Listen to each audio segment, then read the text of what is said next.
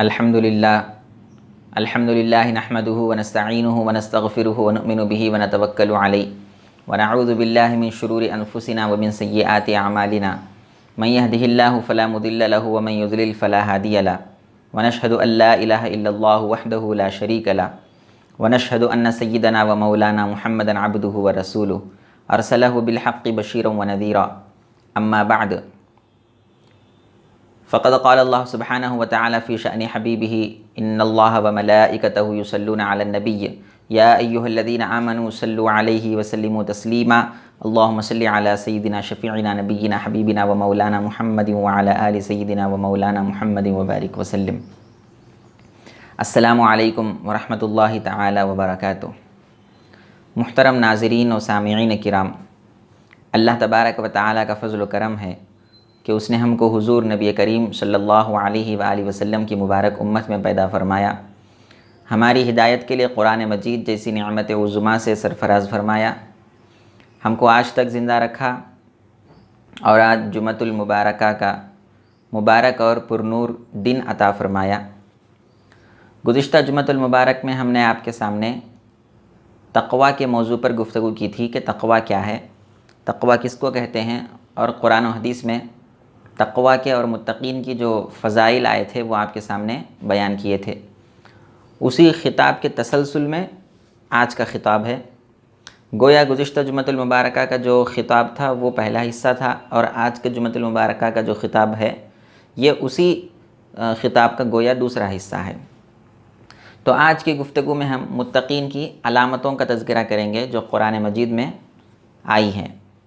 यानी जो तक़वा इख्तियार करता है, जो अल्लाह से डरने वाला होता है, जो अल्लाह के अहकाम की पाबंदी करने वाला होता है, जो अल्लाह के मना करदा चीज़ों से रुकने वाला होता है, उसको मुत्तक़ी कहते हैं। तो उन मुत्तक़ियों की अलामतें अल्लाह तबारक व तआला ने कुरान मजीद में बयान की हैं।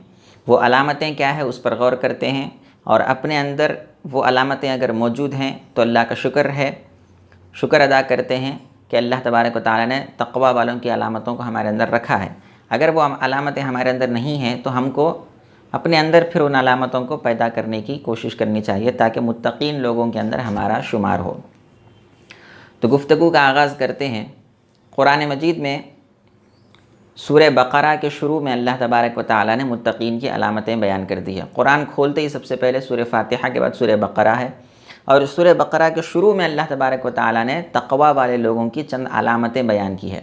अल्लाह तबारक व तआला इरशाद फरमाते हैं, औज़ु बिल्लाहि मिनश शैतानिर रजीम, अलिफ लाम मीम ज़ालिकल किताबु ला रैब फ़ीहि हुदल लिल मुत्तक़ीन। अलिफ लाम मीम इसका माना अल्लाह और अल्लाह के रसूल ही बेहतर जाने।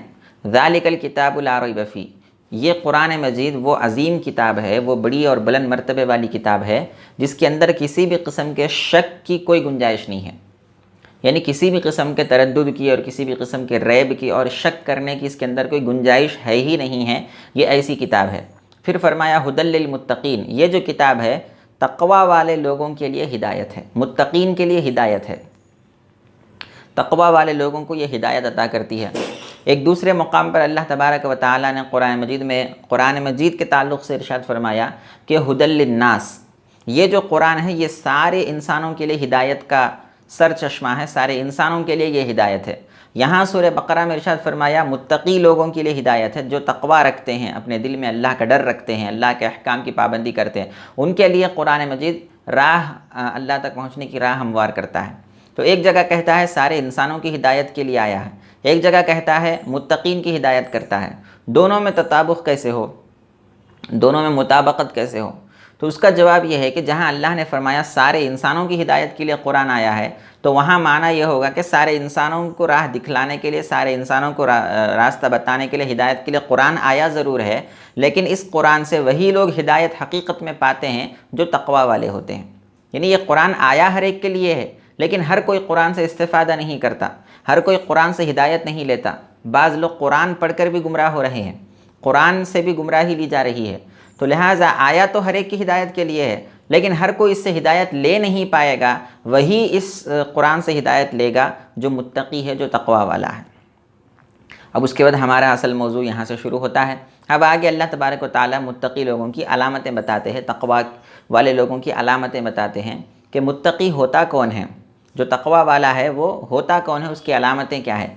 पहली अलामत अल्लाह तबारक व तआला ने इरशाद फरमाई, अल्लज़ीना युक़ीमूनस्सलाह, मुत्तक़ी वो है जो नमाज को कायम रखते हैं, नमाज को कायम रखते हैं।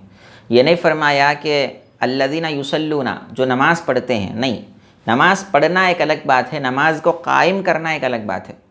अगर कोई शख्स वज़ू बना लिया है वक्त पर और आया है, आकर नमाज़ पढ़ लिया, रुकू कर लिया, सजदा कर लिया, जो तस्बीहात वगैरह उसमें पढ़ने थे पढ़ लिया, तो हम ज़ाहिर में देखकर कहेंगे कि इस शख्स ने नमाज़ अदा कर ली है। लेकिन नमाज का क़ियाम अलग चीज़ है, वो एक बातिनी बात है, वो अल्लाह को मालूम होती है। अल्लाह तबारक व तआला बंदे के बातिन से बाखबर है।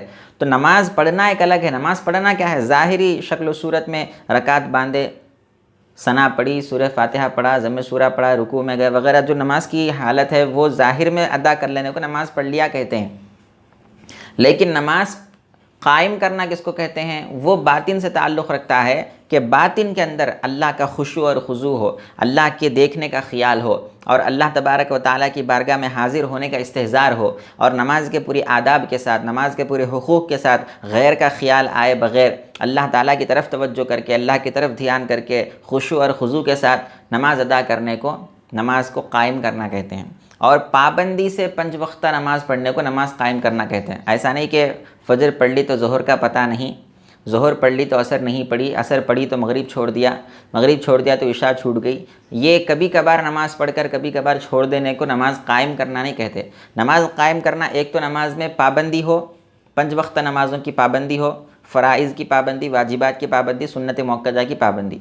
उसके बाद सुन्नत गैर मुअक्कदा में आपका इख्तियार है, नफल में आपका इख्तियार है। आप पढ़ते हैं तो आपको अल्लाह तबारक व तआला अजर व सवाब देते हैं, नहीं पढ़ते हैं तो आप पर कोई गुनाह नहीं है। लेकिन फ़राइज़, वाजिब और सुन्नत मुअक्कदा, नमाज में इन 3 चीज़ों की पाबंदी करने की ज़रूरत है। जो फ़र्ज़ नमाज़ें हैं, जो वाजिब नमाज है और जो सुन्नत मुअक्कदा है, ये ज़रूरी है। तो नमाज को कायम करने में एक माना तो यह है कि उसकी पाबंदी हो, दूसरा माना यह है कि उसके पूरे हुकूक़ और आदाब के साथ पाबंदी हो।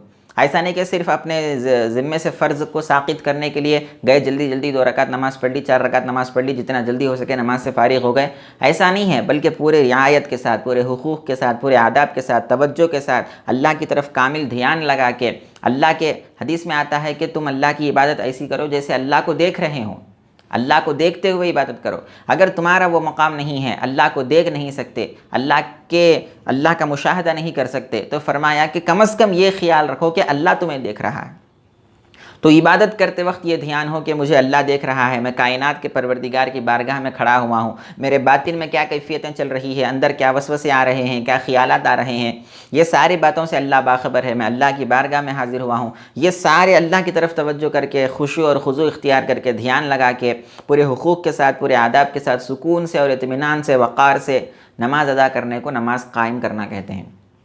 तो ये मुत्तकी लोगों की पहली अलामत अल्लाह तबारक व तआला ने फरमाया कि वो लोग नमाज सिर्फ पढ़ते नहीं हैं, बल्कि नमाज को अपने पूरे हुकूक़ और आदाब के साथ, खुशू और खुजू के साथ नमाज को कायम करते हैं और उस पर पाबंदी करते हैं। तो पहली अलामत मुत्तकी लोगों की अल्लाह तबारक व तआला ने यह बयान कर दी। दूसरी अलामत अल्लाह तबारक व तआला इरशाद फरमाते हैं, वमिम्मा रज़क़नाहुम युनफ़िक़ून। अल्लाह ताला फरमाते हैं तक़वा वाले लोगों की, मुत्तकी लोगों की, मुझसे डरने वाले लोगों की, मेरे अहकाम की पाबंदी करने वालों की और मेरे मना करदा चीज़ों से रुक जाने वालों की दूसरी अलामत यह है कि वो हर उस चीज़ में से खर्च करते हैं मेरी राह में जो मैंने उनको दिया है। यानी जो अल्लाह ने मुत्तकी बंदों को दिया है, रिज़्क़ दिया है, खाना पीना दिया है, रुपया पैसा दिया है, माल और दौलत दिया है, नेमतें दिया है, इल्म दिया है, जो कुछ भी अल्लाह तबारक व तआला ने तक़वा वाले लोगों को दिया है वो उसमें से अल्लाह के बंदों पर ख़र्च करते हैं। मुत्तकी लोगों की अलामत है, अल्लाह ने उनको इल्म दिया है तो वो अपना इल्म अल्लाह के बंदों में ख़र्च करते हैं। अल्लाह ने उनको दौलत दी है तो वो दौलत अल्लाह के बंदों में ख़र्च करते हैं। गरीबों, फ़कीरों, मिस्किनों पर, मोहताजों पर ख़र्च करते हैं। अल्लाह ने उनको कोई नेमत दी है तो उस नेमत को सिर्फ़ अपनी ज़ात तक महदूद नहीं रखते, बल्कि अल्लाह के बंदों को भी उस नेमत में शामिल करते हैं, अल्लाह के बंदों पर ख़र्च करते हैं। जो कुछ अल्लाह ने उनको दिया है उसमें से वो अल्लाह के बंदों के ऊपर ख़र्च करते हैं। तो यहाँ पर एक इशारा ये भी मिलता है, अल्लाह ने ये नहीं फरमाया कि तुम्हारी कोई चीज़ मेरी राह में ख़र्च करो, नहीं, तुम्हारा माल मेरी राह में दो, यहाँ पर नहीं फरमाया तुम्हारा कोई रुपया पैसा दो, नहीं, हमारा कौन सी चीज़ है हमारी है, हर चीज़ अल्लाह की मिल्क है। लिल्लाहि मा फिस समावाति व मा फिल अर्ज़, ज़मीन और आसमान में जो कुछ है वो अल्लाह की मिल्क है, अल्लाह उनका मालिक है। हमारे रुपये पैसे का हकीकी मालिक भी अल्लाह है, हमारे जायदाद का मालिक भी अल्लाह है, हमारी हर चीज़ का मालिक अल्लाह है। हम ये समझते हैं कि हम कमा रहे हैं हमारी मेहनत से तो हम मालिक बन गए। नहीं, हम मालिक नहीं हैं। हाँ, दुनिया की भी एतबार से हम अपने आप को मालिक बोल सकते हैं। कोई अगर पूछे भाई ये गाड़ी किसकी है, आप कहेंगे मेरी गाड़ी है, मैं इसका मालिक हूँ, इसका ओनर हूँ। कोई पूछेंगे ये घर किसका है, आप कहेंगे मेरा घर है, मैं इसका मालिक हूँ। ये दुनियावी एतबार से ज़रूर हम मालिक हैं, लेकिन हकीकतन हमारे घर का मालिक अल्लाह है, हमारे माल का मालिक अल्लाह है, हमारी दौलत का मालिक अल्लाह है, हमारी हर चीज़ का मालिक अल्लाह है। ये अल्लाह की चीज़ें हैं जो हमारे पास अमानत है और क़ियामत के दिन इन चीज़ों का हिसाब होने वाला है। तो लिहाजा मुहतरम नाज़रीन किराम, अल्लाह ताला वही बात फरमाते हैं, तुम्हारी कोई चीज़ मुझे नहीं चाहिए, तुम्हारी है क्या जो तुम मेरी राह में खर्च करोगे। ना माल तुम्हारा है, ना दौलत तुम्हारी है, ना घर बार तुम्हारा है, ना रुपया पैसा तुम्हारा है, ना इल्म तुम्हारा है, ना नेमतें तुम्हारी हैं, ना दौलतें तुम्हारी है। तुम्हारी कोई चीज़ है ही नहीं तुम्हारे पास। तुम्हारे पास जो कुछ है वो मेरा दिया हुआ है, वो मेरी मिल्क है, तुम्हारे पास अमानत है। तो अल्लाह ताला वही फरमाते हैं, मैंने जो तुमको दिया है वो मेरी मिल्क है ना, उसमें से फिर तुम मेरे बंदों पर खर्च करो। तो हम जब किसी पर खर्च करते हैं तो वह अल्लाह का माल अल्लाह के बंदों को खर्च कर रहे हैं, हमारा कुछ नहीं है। हम सिर्फ बीच में एक ज़रिया बन रहे हैं। अल्लाह ताला उसका अजर सवाब हमको दे रहा है। ये उसकी शान करीमी है, ये उसका फ़ज़ल है, उसकी मेहरबानी है कि हम अल्लाह का माल अल्लाह के बंदों को दे रहे हैं। लेकिन चूँकि हमारे हाथ से दे रहे हैं ना, हमारे ज़रिए से दे रहे हैं, हम बीच में वास्ता बन रहे हैं, लिहाजा अल्लाह ताला हमको खैरात का अजर दे रहा है, सवाब दे रहा है, हमको सदक़ा का अजर दे रहा है। तो लिहाजा मुहतरम नाज़रीन किराम, मुत्तकी लोगों की दूसरी अलामत अल्लाह तबारक व तआला ने फरमाई कि वो मेरे दिए हुए में से मेरे बंदों पर खर्च करते हैं।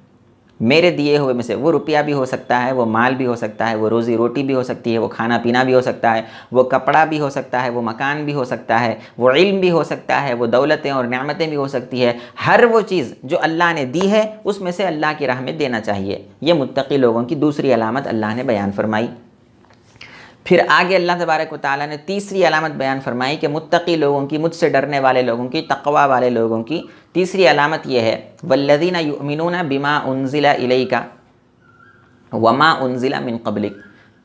अपने महबूब सल्लल्लाहु अलैहि वसल्लम को ख़िताब करके अल्लाह ताला कहते हैं कि ऐ मेरे महबूब सल्लल्लाहु अलैहि वसल्लम, मुत्तकी लोगों की तीसरी अलामत यह है कि वो लोग उस कलाम पर ईमान लाते हैं जो आप पर नाजिल किया गया है और आपसे पहले के नबियों पर नाजिल किया गया है।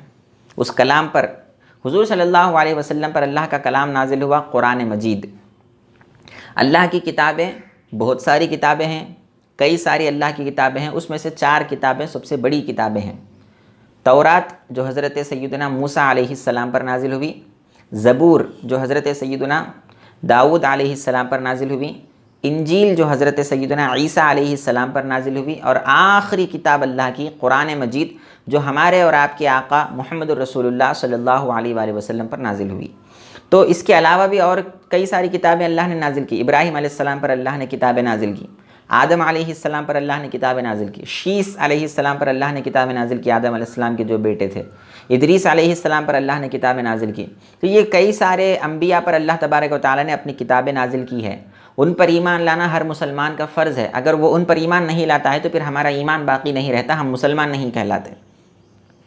अल्लाह की हर किताब पर हमारा ईमान है। आदम अलैहिस्सलाम की किताबें हों, या इदरीस अलैहिस्सलाम की किताबें हों, शीस अलैहिस्सलाम की किताबें हों, इब्राहीम अलैहिस्सलाम की किताबें हों, या फिर मूसा अलैहिस्सलाम की किताब हो, ईसा अलैहिस्सलाम की, दाऊद अलैहिस्सलाम की, जितने भी नबियों पर अल्लाह ने जो कुछ भी किताबें नाजिल की है, हमारा ईमान हर किताब पर है कि उस किताब में अल्लाह ने जो नाजिल किया था वो बरहक है, वो अल्लाह की जानिब से है, हमारा उस पर ईमान है, उसमें कोई भी किसी भी किस्म का शक और झूठ नहीं है।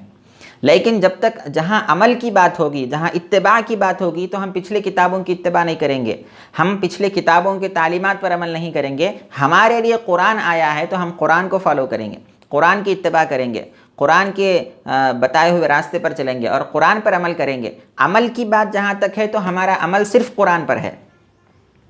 अमल की बात जहाँ तक है तो हमारा अमल कुरान पर है। इत्तिबा की फ़ॉलो करने की जहाँ तक बात है तो हमारा इत्तिबा और हमारी फ़ॉलोइंग सिर्फ कुरान से है। लेकिन ईमान की जब बात करेंगे और अल्लाह की तरफ से वो किताब होने पर यकीन की जब बात करेंगे तो फिर हर किताब पर हमारा ईमान है कि अल्लाह ने अपने नबियों पर जितनी भी किताबें नाजिल की है वो बरहक किताबें हैं, हमारा उस पर ईमान है। अगर कोई एक किताब का भी इनकार करता है तो फिर वो बंदा मुसलमान बाकी नहीं रहता, ईमान वाला बाकी नहीं रहता। अल्लाह की हर किताब पर ईमान लाना हमारे लिए ज़रूरी है। अमल ज़रूरी नहीं है दूसरी किताबों पर, अमल सिर्फ कुरान मजीद पर करना है। और तिलावत भी उनकी नहीं करना चाहिए।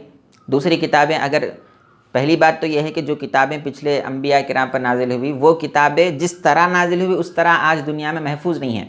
अल्लाह ने उन किताबों की हिफाजत की ज़िम्मेदारी अपने ऊपर नहीं ली है, बंदों पर छोड़ दी है। तो बंदों ने क्या किया, अपनी मर्ज़ी से जो आयतें, जो अहकाम उन पर शाख गुजरते थे, उनको मुश्किल मालूम होता था, वो अहकाम को निकाल दिया, अपनी मर्ज़ी से आयतें बनाकर उन किताब में शामिल करने लगे। तो अब जो किताबें दुनिया में मौजूद है, तौरात भी मौजूद है, ज़बूर भी मौजूद होगी, इंजील भी मौजूद है जिसको बाइबल कहते हैं ईसाई लोग। तो वो जो इंजील है, बाइबल है या तौरात जो भी मौजूद है, उनके अंदर जो अहकाम है, उनके अंदर जो तालीमात है, हम 100% यकीन के साथ नहीं बोल सकते कि वो सारे के सारे तालीमात अल्लाह की तरफ से है। उसमें बाज़ अल्लाह की तरफ से है, बाज़ लोगों ने अपनी तरफ से उसमें शामिल कर दी हैं। उसमें कितना कलाम अल्लाह का है, कितना कलाम लोगों ने शामिल कर दिया है, इसका हम यकीनी तौर पर कोई बात नहीं बता सकते। कितनी बातें उसमें अल्लाह की है, कितनी बातें लोगों ने शामिल कर दी। तो लिहाजा हम उसको ना पूरा का पूरा उसकी तस्दीक कर सकते हैं। अब इस दौर में जो मौजूद किताब है उसकी पूरी की पूरी तस्दीक नहीं कर सकते कि ये किताब अल्लाह की है, ना पूरा का पूरा उसका इनकार कर सकते हैं। लिहाजा हमारा काम यह है कि अब मौजूदा जो किताबें उसकी बात नहीं कर रहे हैं, जो किताबें हकीकतन अल्लाह तबारक व तआला ने अपने नबियों पर नाजिल की है, उन किताबों पर हमारा ईमान है कि उसमें एक भी जो भी बात आई है वो अल्लाह की तरफ से आई है। लिहाजा अब कुरान मजीद की हिफाजत की ज़िम्मेदारी अल्लाह ने अपने ज़िम्मे ले लिया। इरशाद फरमाया, इन्ना नहनु नज़्ज़लना ज़िक्रा व इन्ना लहू लहाफ़िज़ून, हम कुरान मजीद को नाजिल करने वाले हैं और हम ही कुरान मजीद की हिफाजत करने वाले हैं। तो पिछले किताबों की हिफाजत की ज़िम्मेदारी अल्लाह ने नहीं ली थी, इसलिए वो किताबें तहरीफ़ हो गई, मुहर्रफ़ हो गई और उन किताबों के अहकाम लोगों ने बदल दिए। अब उसमें कितना सच्चा है, कितना लोगों का लिखा हुआ है, अल्लाह बेहतर जाने। लेकिन कुरान मजीद जिस वक्त से नाजिल हुआ है, अल्लाह ने उसकी हिफाजत की ज़िम्मेदारी अपने ऊपर ले ली है। आज तक भी कुरान नाजिल होकर कम व बेश 1440 साल हो चुके हैं, 14.5 सदियाँ गुजर चुकी हैं, लेकिन आज तक भी ये यकीनी बात है और 100% यकीनी बात है कि कुरान मजीद का एक हर्फ भी आज तक बदला नहीं है। ना ज़बर बदला है, ना ज़ेर बदला है, कोई कलिमा बदला है, ना कोई हर्फ बदला है। जिस तरह अल्लाह तबारक व तआला ने नाजिल किया, जिस तरह हुजूर पर नाजिल हुआ, जिस तरह हुजूर ने अपने सहाबा किराम को कुरान पढ़कर सुनाया, जिस तरह सहाबा किराम ने हुजूर से सुना, आज तक भी अल्हम्दुलिल्लाह बग़ैर किसी कम व बेशी के कुरान मजीद हमारे हाथों में महफूज है। ये अल्लाह तबारक व तआला ने कुरान को जो हिफाजत करने का ज़िम्मा अपने ऊपर ले लिया है, ये अल्लाह तबारक व तआला का काम है। तो लिहाजा कुरान मजीद पर हमारा ईमान भी है, हमारा अमल भी है और कुरान की इत्तिबा करना हमारे लिए ज़रूरी भी है। पिछली अंबिया किराम की जो किताबें थी उन पर ईमान लाना सिर्फ ज़रूरी है, उन पर अमल नहीं करना है और उनकी तिलावत भी नहीं करना है। कुरान मजीद की तिलावत करनी है और पिछले अंबिया की जो किताबें हैं उनकी तिलावत भी नहीं करना है। हाँ, अगर कोई आलिम दीन है, अगर कोई इस्लामिक स्कॉलर है और वह तहक़ीक़ करने के लिए, रिसर्च करने के लिए और दूसरे मज़हब के लोगों को उनकी किताबों से जवाब देने के लिए अगर कोई रिसर्च करने के लिए पढ़ता है तो फिर उसको इजाज़त है। ईसाइयों को उनके किताब से, इंजील से, बाइबल से उनको जवाब देने के लिए अगर कोई बाइबल का मुताला करता है तो उसके लिए जायज़ है। तिलावत की नीयत से और इबादत की नीयत से पिछली अंबिया की किताबें पढ़ना जायज़ नहीं है, वो सिर्फ़ कुरान मजीद का ख़ासा है। तो लिहाजा अल्लाह तबारक व तआला ने मुत्तकी लोगों की तीसरी अलामत बयान फरमाई कि हाय मेरे महबूब सल्लल्लाहु अलैहि वसल्लम, जो मुत्तकी लोग हैं वो आप पर नाजिल होने वाली किताब पर ईमान लाते हैं और आपसे पहले अंबिया किराम पर नाजिल होने वाली किताब पर भी ईमान लाते हैं। यहाँ पर ख़त्म नबुव्वत का एक अक़ीदा भी साबित होता है। अल्लाह तबारक व तआला ने दुनिया में कमोबेश 1,24,000 नबियों को भेजा। भेजे जाने के एतबार से सबसे पहले नबी आदम अलैहिस्सलाम थे और सबसे आखिरी नबी आक़ाए दो जहाँ मुहम्मदुर रसूलुल्लाह सल्लल्लाहु अलैहि वसल्लम हैं। हुजूर सल्लल्लाहु अलैहि वसल्लम पर अल्लाह तबारक व तआला ने नबुव्वत का दरवाज़ा बंद कर दिया, रिसालत का दरवाज़ा बंद कर दिया। आपके बाद किसी भी किस्म का कोई भी नबी दुनिया में आने वाला नहीं है, कोई भी नबी आने वाला नहीं है। ईसा अलैहिस्सलाम आएंगे क़ियामत से पहले, लेकिन वो नबी बनकर नहीं आएंगे, वो अपनी शरीयत नहीं बताएंगे लोगों को, वो अपनी किताब नहीं पढ़ाएंगे, वो अपना कलिमा नहीं पढ़ाएंगे, उनकी नबूवत का काम नहीं करेंगे। वो हुजूर सल्लल्लाहु अलैहि वसल्लम की नबूवत पर ईमान लाएंगे, हुजूर सल्लल्लाहु अलैहि वसल्लम की शरीयत पर कायम रहेंगे और कुरान मजीद वो पढ़ेंगे। तो लिहाजा ईसा अलैहिस्सलाम की बात नहीं हो रही है। एक नया नबी जो नया दीन लेकर आए या फिर इसी दीन का कोई नया रुख, नया पहलू लेकर आए या नई किताब लेकर आए, नया कलाम लेकर आए, तो कोई नया नबी हुजूर सल्लल्लाहु अलैहि वसल्लम के बाद आने वाला नहीं है। अब हुजूर सल्लल्लाहु अलैहि वसल्लम के बाद अगर कोई शख्स अपनी बदबख्ती की वजह से नबूवत का दावा करता है और ये कहता है कि मैं नबी हूँ, तो फिर वो झूठा है, वो दज्जाल है, वो कज़्ज़ाब है, वो जहन्नमी है, वो जहन्नम में जाने वाला है। और उस पर ईमान रखने वाले भी मुसलमान बाकी नहीं रहते। लिहाजा हुजूर सल्लल्लाहु अलैहि वसल्लम के बाद खुद हुजूर सल्लल्लाहु अलैहि वसल्लम के दौर में नबूवत के झूठे दावे करने वाले मौजूद थे। हुजूर सल्लल्लाहु अलैहि वसल्लम के बाद सहाबा किराम के दौर में नबूवत का झूठा दावा करने वाले मौजूद थे। सहाबा किराम ने उन लोगों से जंग भी फरमाई, और उस ज़माने से लेकर आज तक कई दौर में कई लोग पैदा होते रहे।